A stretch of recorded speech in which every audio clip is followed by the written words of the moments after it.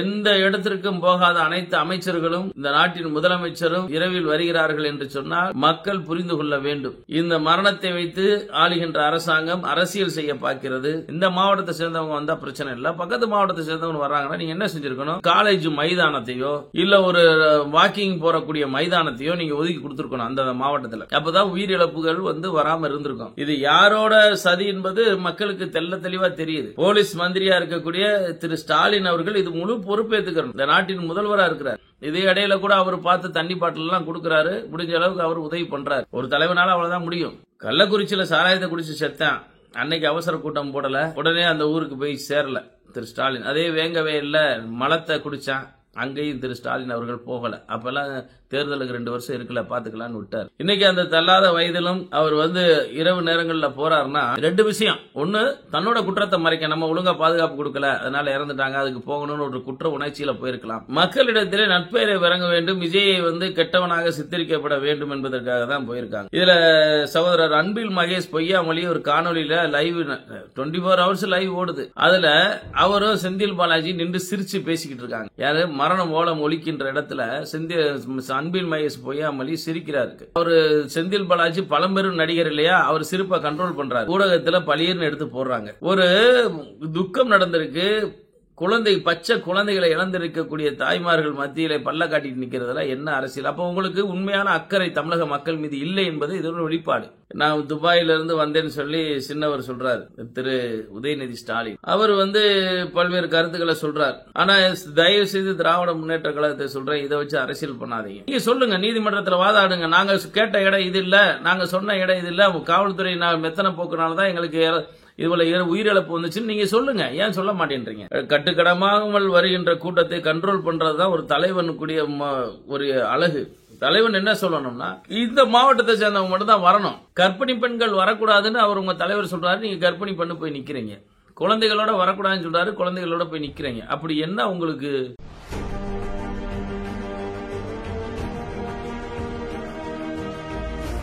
எல்லோருக்கும் வணக்கம். நான் திருமாரஞ்சி பேசுறேன். நேற்றைக்கு கரூர்ல நடந்த விஜயனுடைய பிரச்சார கூட்டத்தில் 39 பேர் மரணம் அடைஞ்சிருக்கிறாங்க. இது இந்திய அரசியல் வரலாற்றில் மிகவும் சோக நிறைந்த நாளாக தான் இதை நம்ம பார்க்கணும். பொதுவாகவே விஜய் வந்தாலே பயங்கரமான கூட்டங்கள். அவர் விமான நிலையமாக இருக்கட்டும், அவர் வருகின்ற தங்கும் விடுதியாக இருக்கட்டும், வருகின்ற பொழுதெல்லாம் அந்த கூட்ட நெரிசலை தவிர்த்து அவர் அந்த நிலையான இடத்திற்கு வருவதற்கே கிட்டத்தட்ட 5 to 6 மணி நேரம் ஆகிறது. ஆனால் கரூரில் நடந்த விஷயம் என்பது அவர்கள் அந்த மாவட்ட நிர்வாகிகள் கேட்ட இடம் வேறு, காவல்துறை ஒதுக்கி கொடுத்த இடம் வேறு என்று சொல்லுகிறார்கள். பொதுவாக இது 2 பக்கமுமே தவறு இருக்கிறது. தமிழக அரசாங்க பக்கமும் நடிகர் விஜய் அவர்களின் தாவேக தலைவருடைய விஜய் பக்கமும் தவறுகள் இருக்கிறது. ஆனால் காவல்துறையிலே விஜயுடைய மாவட்ட செயலாளர் அனுமதி கேட்கின்ற பொழுது 10,000 பேர் வருவார்கள் என்று சொல்லிதான் அவர் கேட்டிருக்கிறார். ஆனால் அந்த இடத்துல 10,000 பேர் கூட நிற்பதற்கு வசதி இல்லாத இடத்தை ஒதுக்கி கொடுத்திருக்கிறார்கள். ஆனால் முதல்ல விஜய் ரசிகர்களுக்கு நான் ஒன்று சொல்ல விரும்புகிறேன். இந்த இளம் கண்டு பயம் அறியாதுன்னு சொல்லுவாங்க. நீங்க பாத்தீங்கன்னா அந்த விஜயனுடைய ரசிகர்கள் விஜய் ஏர்போர்ட்ல இறங்குற இடத்துல குவிகிறது. காலையில் 5 மணி 3 மணிக்கெல்லாம் உட்காந்துக்கிட்டு அந்த ஏர்போர்ட்டவே அடிச்சு நாசம் பண்ற மதுரை ஏர்போர்ட் ரொம்ப மோசமான விளைவுகளை ஏற்படுத்தினது இந்த ரசிகர்கள் தான். திருச்சி விமான நிலையத்தை மோசமான விளைவுகளை ஏற்படுத்தியது இந்த ரசிகர்கள் தான். இந்த பெரம்பலூர் பக்கத்தில் ஒரு பொதுக்கூட்டம் சாலையில் போட்டிருந்தாரு, அந்த சாலையவே அடிச்சு அந்த சென்ட்ரல் மீடியா அதில் இருக்க மரங்கள் செடிகள் எல்லாம் வச்சிருந்ததை அடிச்சு தும்சம் பண்ணது இந்த ரசிகர்கள் தான். ஆனால் தம்பிகளுக்கு நான் சொல்றேன், உங்க தலைவர் ஒரு கட்சி ஆரம்பிச்சிருக்கிறாரு, பொதுவான வாழ்க்கைக்கு வர்றாரு அப்படின்னு நீங்க நினைச்சீங்கன்னா தலைவருக்கு நல்ல பேரை வாங்கி கொடுக்கணும்னு நம்ம முதல்ல நினைக்கணும். நீங்க மதுரையில் ஒரு பொது மாநாடு போடுறாரு, கிட்டத்தட்ட 1 லட்சத்திற்கு மேற்பட்ட சேறுகளை அங்க உடைச்சிருக்கீங்க. அப்ப தனி மனிதன் ஒழுக்கம் தான் தன்னை மேன்மையாக்கும் சொல்லி வங்கத்து சிங்கம் நேதாஜி சொல்லுவாரு. ஆனா நீங்க தனி மனிதன் ஒழுக்கத்தோட எந்த காலத்திலும் நடந்துகிட்டது இல்ல. முதல்ல நான் உங்களை தான் நான் குறை சொல்லணும். அடுத்து நான் அரசாங்கத்துக்கிட்ட வர்றேன். ஒரு பெண் வந்து ஒரு ஆம்புலன்ஸுக்கு முன்னால மயங்கி கிடக்குறாங்க. கரூர்ல 4-5 பேர் மயங்கி கிடக்குறாங்க. அந்த மயங்கி கிடக்கிறவங்கள ஒரு சில பேர் காப்பாற்ற முயற்சி பண்றாங்க. அங்க இருக்கக்கூடிய பெரும்பான்மையான பேர் வந்து செல்ஃபி எடுக்க, போட்டோ எடுக்க, பாதிக்கப்பட்டவர்கள் மீது ஏறி நிக்க, இதெல்லாம் என்ன மாதிரியான ஒரு அணுகுமுறை, என்ன மாதிரியான ஒரு தலைமுறையை நடிகர் விஜய் தாவேகா தலைவர் உருவாக்குறாருன்னு எனக்கு தெரியல. ஒரு காமன் சென்ஸ்னு ஒன்று இருக்கு. மூச்சு திணறல தான் அவங்க வந்து 39 பேர் வந்து பலியாயிருக்கிறாங்க மூச்சு திணறல. ஆனா எல்லாருக்கும் சினிமா, எத்தனையோ சினிமா பார்க்குறோம், ஹோட்டலில் பார்க்குறோம். ஏன்னா எல்லாரும் முதியவர்கள் கிடையாது மூச்சு திணறல செத்தாங்க. இளைஞர்கள், குழந்தைகள், 9 குழந்தைகள், 17 பெண்கள், ஆண்கள் என்னோட 39 பேர் செத்துருக்கீங்க. இவங்கள அங்க இருக்கக்கூடிய ஒரு பொது அறிவு உள்ள இளைஞர்களா இருந்திருந்தா என்ன செஞ்சிருக்கணும்னா, அந்த இடத்துல முதலுதவி செஞ்சிருக்கணும். ஜஸ்ட் பம்ப் பண்ணி விட்டுருந்தாலும் இல்ல வாயோட வாய் வச்சு ஊதி அந்த இதை ரன் பண்ண வச்சிருக்கலாம். இங்க இருந்து ஆஸ்பத்திரிக்கு கொண்டுட்டு ஓடுற அளவுக்கு இருக்கக்கூடிய புத்தி, அவர்களை காப்பாற்றணுன்ற சிந்தனை கூட இல்லாத, பொது அறிவு இல்லாத கூட்டம் தான் நடிகர் விஜயோட இருக்கிற கூட்டம் என்பது தெள்ள தெளிவாகிறது. அந்த சூழ்நிலையில் அங்க நடந்தவர்களை பார்க்கின்ற பொழுது அவர்கள் சொல்லுகிறார்கள், பல்வேறு விபத்து ஆம்புலன்ஸ்கெல்லாம் வந்துச்சு, பாதிக்கப்பட்டவர்களை ஏத்தாம போச்சு அப்படின்ற ஒரு விவாதமும் அந்த இடத்துல இன்னைக்கு காலையில பார்த்தேன். நியூஸ் 28ல பார்த்தேன். ஒருத்தர் பேட்டி கொடுத்துக்கிட்டு இருந்தார். இந்த மாதிரி ஒரு நிகழ்வுகள்லாம் வந்து தமிழ்நாட்டில் நடக்கிறது ஒரு புதுசா இருக்கு. காவல்துறையை வந்து நம்ம முழுசா குறை சொல்லிட முடியாது. பொதுமக்கள் வந்து நீங்க நல்லா புரிஞ்சுக்கணும். 8 கோடிக்கு மேல, 8.5 கோடிக்கு மேல இருக்க தமிழ்நாட்டில் இருக்க மக்களுக்கு காவல்துறையின் எண்ணிக்கை 1.25 லட்சம் போலீஸ் தான். முதல்ல நீங்க தெரிஞ்சுக்கணும். 12,000 காவல் நிலையம் தான் இருக்கு.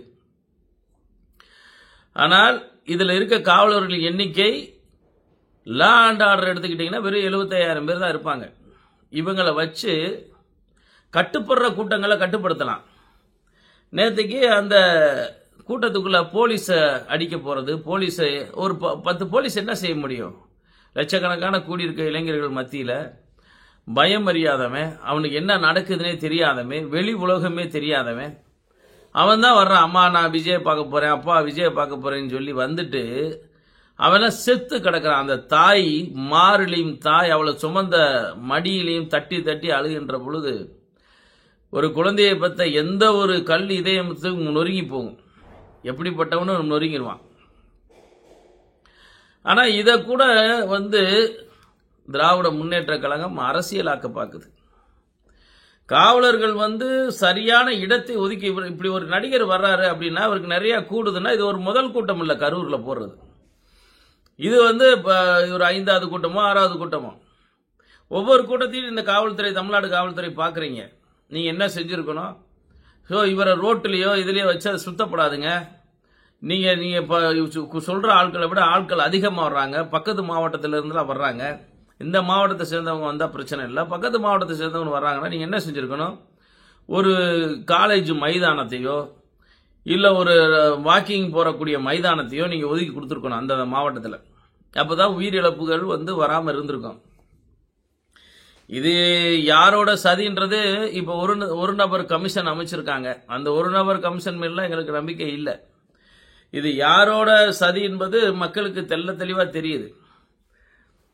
போலீஸ் மந்திரியா இருக்கக்கூடிய திரு ஸ்டாலின் அவர்கள் இது முழு பொறுப்பேற்றுக்கணும். இந்த நாட்டின் முதல்வராக இருக்கிறார். இந்த மரணம் என்பது ஏற்புடையதல்ல. குழந்தைகள் முதல்ல இந்த நடிகர், இப்ப கேரளாலாம் ஒருத்தர் நடிகர் கட்சி ஆரம்பிச்சாங்கன்னா 4 பேர் கூட போக மாட்டாங்க. தமிழ்நாடு வந்து ஒரு சாவக்கேடான ஒரு நாடா இருக்கு. கட்சி ஆரம்பிக்க வந்தா அவர் என்ன நோக்கத்தோட ஆரம்பிக்க வராரோ அது நம்ம வரவேற்கிறோம். அந்த ஜனநாயக நாட்டில் யார் வேணாலும் கட்சி ஆரம்பிக்கலாம். ஆனா காமன் சென்ஸ் யாருக்கு வேணும்னா நமக்கு வேணும். ஒரு தலைவர் வர்றாரு, அவர் என்ன கருத்தை சொல்றாருன்னு பார்க்கணும். அவர் வந்து நேற்றுக்கெல்லாம் கரூர்ல அவர் பேசினதை நீங்களே காணொலியில் இருக்கு பாருங்க. அந்த தப்பா அவங்க பிரிண்ட் பண்ணி கொடுத்துருக்காங்க. அந்த பிரிண்ட் பண்ணி கொடுத்ததை அப்படியே வாசிக்கிறாரு, தப்பா வாசிக்கிறாரு. அப்ப ஒரு தப்பா இருக்கு இந்த இடத்துல, இதை நம்ம மாத்திக்கணும்னு கூட அந்த தலைவருக்கு தெரியல. இதை தான் நம்ம உணர்ச்சி. ஆனா அதை தலைவர் பேசுறது அங்க கேட்கறதுக்கு யாரும் தயாரா இல்லை. எல்லாம் கத்துறது, கூச்சல், அலறல். இதுல உண்மைக்கே பாதிக்கப்பட்டு கத்துறானா, இல்ல உயிருக்கு போராடி கத்துறானா, இல்ல ரசிகர்கள் கத்துறானான்னு தெரியல. இதே இடையில கூட அவர் பார்த்து தண்ணி பாட்டில் எல்லாம் கொடுக்கறாரு. முடிஞ்ச அளவுக்கு அவர் உதவி பண்றாரு. ஒரு தலைவனால அவ்வளவுதான் முடியும். கட்டுக்கடமாமல் வருகின்ற கூட்டத்தை கண்ட்ரோல் பண்றதுதான் ஒரு தலைவனுக்குரிய ஒரு அழகு. தலைவன் என்ன சொல்லணும்னா, இந்த மாவட்டத்தை சேர்ந்தவங்க மட்டும் தான் வரணும், கர்ப்பிணி பெண்கள் வரக்கூடாதுன்னு அவர் உங்க தலைவர் சொல்றாரு. நீங்க கர்ப்பிணி பெண்ணு போய் நிக்கிறீங்க. குழந்தைகளோட வரக்கூடாதுன்னு சொல்றாரு, குழந்தைகளோட போய் நிக்கிறீங்க. அப்படி என்ன உங்களுக்கு? ஒரு பெண்ணெல்லாம் சொல்லுது, ஏன்னா என் புருஷன் வேணுமா, விஜய் வேணுமான்னு சொன்னா நான் எனக்கு விஜய் தான் வேணும்னு சொல்லுவேன் அப்படின்னு சொல்றாங்க, கணவரை பக்கத்தில் வச்சுக்கிட்டு. இப்படி ஒரு ஒழுக்கங்கற்ற சமுதாயத்தை வளருவதை யாரும் விரும்பவில்லை என்பது எல்லோருக்கும் வெட்ட வெளிச்சமாக தெரிகிறது. இது ஒரு பக்கம் இருக்கட்டும். ஆனால் இதை அரசியலாக்க பார்க்கிறது திராவிட முன்னேற்ற கழகம். திராவிட முன்னேற்ற கழகம் இதை உடனே தலைமைச் செயலகத்துக்கு தமிழக முதல்வர் போறார், திரு ஸ்டாலின் அவர்கள். அங்க துரைமுருகன் முக்கிய மந்திரிகளை கூட்டு ஆலோசனை நடத்துறார். ஆலோசனை நடத்தி ஒரு தனிநபர் கமிஷன் ஒன்று போடுறார். உடனடியாக அவர் கரூர் வர்றார். இதெல்லாம் வியப்பா இல்லையா? தமிழ்நாட்டில் தான் நடக்குது இதெல்லாம். இன்னும் 8 மாசம் தேர்தல் இருக்குல்ல, இந்த வியப்பெல்லாம் நம்ம சந்திச்சுதான் ஆகணும். கள்ளக்குறிச்சியில் சாராயத்தை குடிச்சு செத்தான். அன்னைக்கு அவசர கூட்டம் போடல. அன்னைக்கு இந்த மாதிரி உடனே அந்த ஊருக்கு போய் சேரல திரு ஸ்டாலின். அதே வேங்கவே இல்லை, மலத்தை குடிச்சான், அங்கேயும் திரு ஸ்டாலின் அவர்கள் போகல. அப்பெல்லாம் தேர்தலுக்கு 2 வருஷம் இருக்குல்ல, பார்த்துக்கலான்னு விட்டார். இன்னைக்கு அந்த தள்ளாத வயதிலும் அவர் இரவு நேரங்களில் போறாருன்னா 2 விஷயம். ஒன்று, தன்னோட குற்றத்தை மறைக்க, நம்ம ஒழுங்கா பாதுகாப்பு கொடுக்கல அதனால இறந்துட்டாங்க, அதுக்கு போகணும்னு ஒரு குற்ற உணர்ச்சியில போயிருக்கலாம். மற்றொன்று, மக்களிடத்திலே நட்பெயரை வழங்க வேண்டும், விஜயை கெட்டவனாக சித்தரிக்கப்பட வேண்டும் என்பதற்காக தான் போயிருக்காங்க. இதுல சகோதரர் அன்பில் மகேஷ் பொய்யாமொழி ஒரு காணொலியில லைவ் 24 ஹவர்ஸ் லைவ் ஓடுது. அதுல அவரும் செந்தில் பாலாஜி நின்று சிரிச்சு பேசிக்கிட்டு இருக்காங்க. யாரு? மரணம் ஓலம் ஒலிக்கின்ற இடத்துல அன்பில் மகேஷ் பொய்யாமொழி சிரிக்கிறாருக்கு. அதை அவர் அவர் செந்தில் பாலாஜி பழம்பெரும் நடிகர் இல்லையா, அவர் சிரிப்பை கண்ட்ரோல் பண்றாரு. அத ஊடகத்தில் பளிர்னு எடுத்து போடுறாங்க. ஒரு துக்கம் நடந்திருக்கு, பச்சை குழந்தைகளை இழந்திருக்கக்கூடிய தாய்மார்கள் மத்தியிலே பல்ல காட்டிட்டு நிக்கிறதுல என்ன அரசியல்? அப்போ உங்களுக்கு உண்மையான அக்கறை தமிழக மக்கள் மீது இல்லை என்பது இதோட வெளிப்பாடு. ஒரு உண்மையான அக்கறை இருந்திருந்தா நீங்க கண்டிப்பான முறையில் இந்த மாதிரியான சிரிப்பு பல்ல காட்டுற வேலையெல்லாம் இருக்காது. உடனே நிவாரணம் 10 லட்சம் அறிவிக்கிறீங்க. எத்தனையோ பேர் இன்னைக்கு மேலூர் பகுதியில் ஒரு பட்டியல் சமூக பயல்களால் ஒரு கல்லர் சமூக பையன் அடித்து கொலை செய்ய போயிடுறான். அவனுக்கு எந்த நிவாரணமும் இல்லை. மாடு குட்டி செத்த காவலர்களுக்கு 3 லட்சம் நிவாரணம் கொடுக்குறீங்க. ஆனால் இது ஒரு டிஃப்ரெண்ட் ஆட்சி, திராவிட மாடல் ஆட்சின்றது இதுதான். சாராயம் குடிச்சு செத்தவனுக்கு 10 லட்சம், 10 லட்சம்ன்றது ஒரு டார்கெட்டாக வச்சு நீங்கள் பணம் கொடுக்குறீங்க. அதுலேயும் அரசியல் இருக்கு. நான் துபாயிலிருந்து வந்தேன்னு சொல்லி சின்னவர் சொல்றாரு, திரு உதயநிதி ஸ்டாலின். அவர் பல்வேறு கருத்துக்களை சொல்றார். ஆனால் தயவு செய்து திராவிட முன்னேற்ற கழகத்தை சொல்றேன், இதை வச்சு அரசியல் பண்ணாதீங்க. உண்மையான குற்றவாளிகள், இதற்கு யாரெல்லாம் பொறுப்பேற்க வேண்டும் என்பதை அந்த தனிநபர் கமிஷன் சொல்லணும்னு நம்புறோம். ஆனால் நீதித்துறைக்கு நான் அன்பான கோரிக்கை தென்னிந்திய ஃபார்வர்ட் பிளாக் சார்பாக வைக்கிறோம். நீங்கள் சோமோட்டாவாக இந்த விசாரணையை நீங்கள் கமிஷன் அனுப்பிச்சு இதை விசாரிக்க வேண்டும். ஏன்னா ஊடகத்தில் வரதை வச்சுதான் நம்ம பேசுறோம். ஆனா ஒரு விஷயம் நடக்குது அப்படின்னா அது எல்லோரும் பொறுப்பேற்றுக் கொள்ள வேண்டும். நான் நடிகர் விஜய் அவர்கள் இந்த ஆஸ்பத்திரிக்கு சிகிச்சை பெறக்கூடிய நபர்களை சந்திச்சிருக்கணும். இறந்தவர்கள் கூட்டம் வீடுகளில் போய் ஒரு ஆறுதல் சொல்லியிருக்கணும். இவர் பாட்டுக்கு திருச்சி விமான நிலையத்திலிருந்து ஏறி போயிட்டு நெஞ்சை உழுக்குது, நெஞ்சை உருக்குதுன்னு சொல்லி ஒரு ட்விட்டர்ல பதிவு போட்டுட்டு இருக்காரு. ஒரு தலைவனுக்கு இது அழகு இல்லை. முதல்ல நீங்க உங்க கூட பின்னால வச்சிருக்கீங்க பாத்தீங்களா சக தலைவர்கள், எடுத்து சொல்லணும். விஜய் கிட்ட யாரும் இதுல இருந்து என்ன தெரியுதுன்னா, விஜய் கிட்ட யாருமே பேச முடியலன்றது தெரியுது. ஒரு சரியான ஆலோசகர் இல்லை அப்படின்றது தெரியுது. நீங்க என்ன செஞ்சிருக்கணும் அப்படின்னா, நீங்க தான் நல்லா நடிப்பீங்க, நல்லா அழுவீங்க, நல்லா சிரிப்பீங்க, ஏன்னா நடிகர் தானே நீங்க. நீங்க என்ன செஞ்சிருக்கணும், நேரா வந்து உண்மையா அழுகுறீங்களோ போய், ஆனா உண்மையா தான் அழுவீங்க. இந்த மனிதன் இந்த நேரத்தில் யாரும் பொய்யா அழுகிறதுக்கு வாய்ப்பு இல்லை. ஆனா உங்க மனசு பாதிக்கப்பட்டிருக்கும்ன்றத வழியை நானும் உணர்றேன். நீங்க என்ன செஞ்சிருக்கணும், நேரா பாதிக்கப்பட்டவங்க அந்த ஆஸ்பத்திரியில வந்து இன்ன வரைக்கும் நீங்க அந்த ஆஸ்பத்திரியில தான் இருந்திருக்கணும். நீங்க போயிருக்க கூடாது. நீங்க வந்து வெளிநாடு ஷூட்டிங்ல இருந்தேன், இல்ல மும்பையில ஷூட்டிங்ல இருந்தேன்லாம் சொல்ல முடியாது. நீங்க கரூர்ல தான் இருந்தீங்க. அத கரூர்ல இருக்கையிலே நீங்க ஏன் போய் பார்க்கல? நீங்க போய் பார்த்துருக்கணும். நீங்க போய் பார்த்து அவங்களுக்கு ஆறுதல் சொல்லிட்டு அவங்களோடய இருந்து அந்த பிணங்களை அடக்கம் செய்யும் வரைக்கும் நீங்க இருந்திருந்தால்தான் நீங்க மனிதநேயம் உள்ள மக்களாக தமிழக மக்களால் அறியப்பட்டிருப்பீங்க. இப்ப நீங்க என்ன செஞ்சிருக்கீங்க, பெரும் குற்றவாளியாக இன்னைக்கு தமிழ்நாட்டில் ஊடகங்களை உங்களை ஊதி பெரிதாக்கிக்கிட்டு இருக்கு. இது விபத்து என்பதை யாராலும் மறுக்க முடியாது. ஆனால் இந்த கூட்டம் என்பது எதற்கும் அடங்காத கூட்டமாக இருக்கிறது. ஒரு நடிகரை பார்க்க வேண்டும் என்ற ஆசையை தாண்டி அவர் சொல்லுகின்ற கருத்துக்களை உள்வாங்கக்கூடிய கூட்டமாக அவர்கள் இல்லை. அதை கேட்பதற்கும் அவர் தயாராகவும் இல்லை.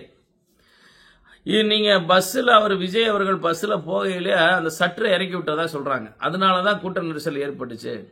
அவர் வந்து மக்களை வந்து பார்க்காம சற்றை இறக்கி விட்டாரு, அதனால பக்கத்தில் வந்து பார்க்கணும் வர்றதுலாம் நெரிசல் ஏற்பட்டதுன்றா சொல்றாங்க. ஊடகத்தில் சொல்றதை வச்சு பேசுறேன். தயவு செய்து உங்களை சரியான ஆலோசகர்களை கையில் வச்சுக்கோங்க. உங்ககிட்ட யார் எது சொன்னாலும் கேட்கக்கூடிய பக்குவத்தை நீங்க வளர்த்துக்கங்க. இப்ப எல்லா தலைவரும் ஓடி ஒளிஞ்சிட்டாங்க. ஆதா அர்ஜுனாவா, அவரு சுசி ஆனந்த், அவர் இன்னொருத்தர் நிர்மல்குமார், இவங்கெல்லாம் இப்ப காணோம். நீங்க தான் வர முடியல. இவங்க வந்து நீங்க ஆஸ்பத்திரியில் நின்றுக்கணுமா வேணாமா? என்ன ஆயிர போது? விபத்து இவர் ஒன்று மருந்து வச்சு கொல்லல, நீங்க ஒன்று வெடிகுண்டு வீசி அவங்களை கொல்லல. விபத்து நடந்திருக்கு, இறந்திருக்காங்க. ஏன் நீங்க அங்க அந்த இடத்துல உங்க இரண்டாம் கட்ட தலைவர்களை அனுப்பல? இன்ன வரைக்கும் ஏன் தலைவர்களை வந்து பார்க்கல? அப்படியே அரசாங்கம் உங்களை பழிவாங்குவதாக இருந்தாலும் உங்களை கைது செய்யும். கைது செஞ்சா கைது ஆங்க, குற்றத்தை ஏத்துக்கங்க.